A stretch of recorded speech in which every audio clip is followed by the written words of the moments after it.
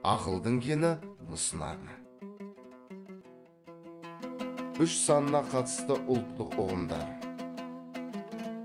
Үш тамыр, қуаттың тамыры, намақта, оқудың тамыры, сабақта, білімнің тамыры талапта.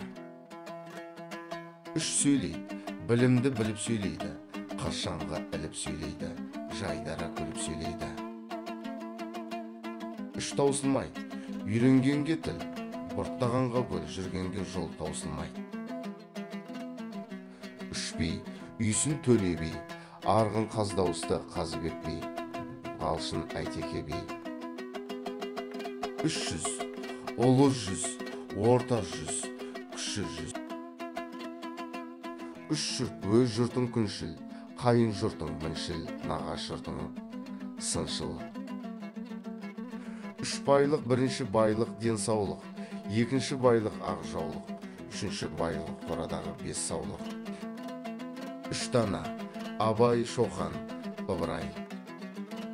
Үш қуат, ақыл қуат, жүрек қуат, тіл қуат. Үш арсыз, ұйқы, күлкі тамақ. Үш қадірлі, ырыс, бақ, дәулет. Үш көз, су анасы бұлақ, жол анасы тұяқ, сөз анасы құлақ.